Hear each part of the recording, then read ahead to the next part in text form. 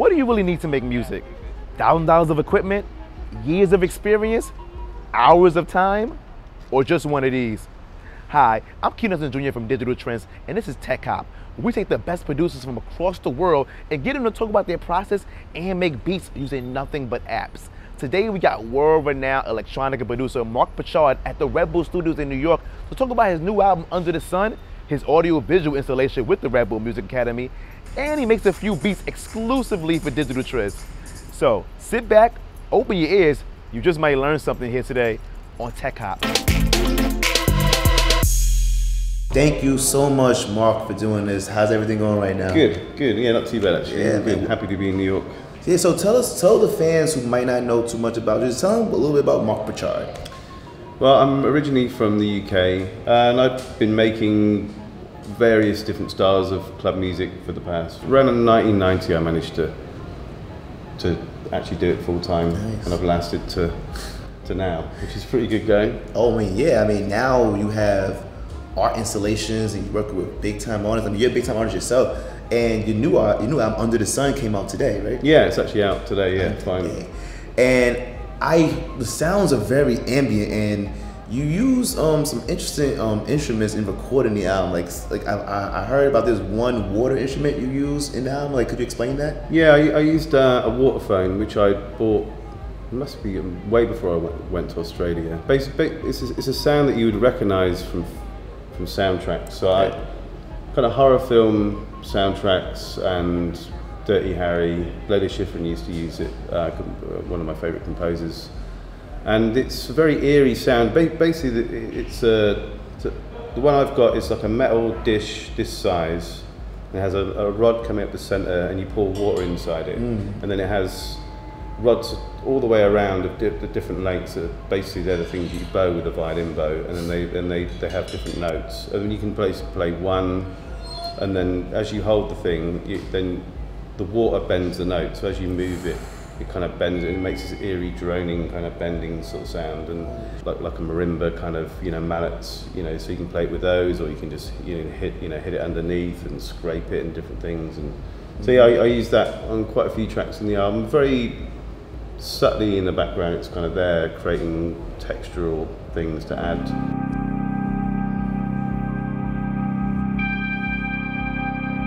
You have this art installation with Jonathan Zawar as a part of the Red Bull Music Academy Festival, and it's like you're encircled with video screens of just one long video that is broken up into different parts, and your music just soundtracks it. Explain the exhibition and what made you want to do this. Like, 'cause that's a crazy way to debut an album. Yeah, we basically, Jonathan had done 3 sleeves for me. The last 3 EPs I did before I started on this album, he did those, and we've been chatting a lot, and I basically just said to him, okay, I'm going to start an album soon. It's going to be, not to do with club music. I want you just to do whatever you want. So listen to the music and just whatever you feel, create whatever you feel. I'm not going to say I want something like this. I just want you to just do your thing, because I trusted him. And he'd also told me that a lot of the time clients would just say, do what you want, and then you do what you want, and they go, well, actually no, we want what you did before, or we want something that's, they don't really understand. They don't get what you've done because it's kind of something fresh. And you get that with music also. People will say, yeah, can you remix this track? Just feel free to do what you want, and you do what you want, and then like, oh, actually we like that track you did 2 years ago. Yeah. We want you to do that. So I just said, well, okay, well, I trust you. I want you to. I don't want to have to force any of my taste. He knew what I liked, but I said I don't want you to do that. But at the same time, I knew that he had the balance of what he does has like a retro, has elements of what I like about my taste of film and art, but it's totally not retro. It's kind of futuristic and brings it into the modern world, but it has warmth to it. And he basically created an image for every track on the album. And then the initial idea was to maybe we could make them into GIFs and have each track, maybe when it's on YouTube, it has a moving image. And I was like, that's not really going to be that useful. Let's just do it as a longer thing. And then the first track that everybody heard was called Sad Aaron, and we put that up on YouTube. And then he was going to make like maybe something that was kind of cyclic that we could loop through that tune. But then when he showed me the first thing, I was like, we need to get you more money to render out more images, because it costs money to render. You have to send to render farms. Yeah. Because you know, it would take him 2 weeks to render a minute of footage with 2 computers running in his house. So you have to send it to these render farms that have like hundreds of computers that just getting the, you know, crunching the bits. So I just said we're getting a bit more cash to do that, and it's, you know, and then he made that first clip. And I was like, I want to see more of these. I want to see these worlds moving more. I want to see these things moving, these worlds that he's created, and then we were thinking about doing another video, and then Red Bull got involved. So we're interested in helping out 2 of the guys that run it. I've done a lot of work with Red Bull with their academies before.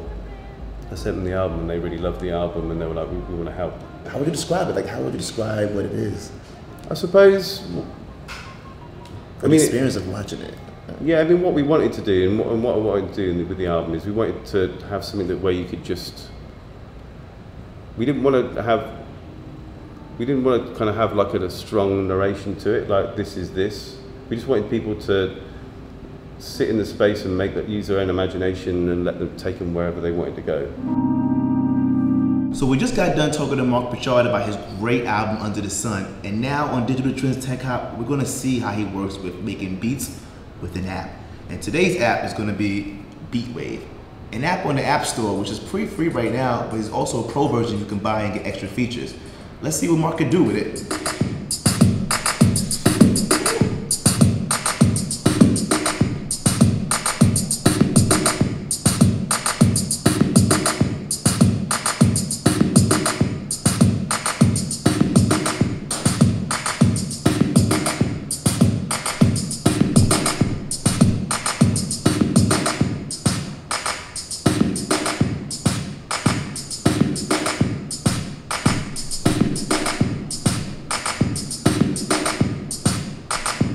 I've never used this app before. That was my first time trying to work out how, you know, the drum programming part of it is very familiar to me.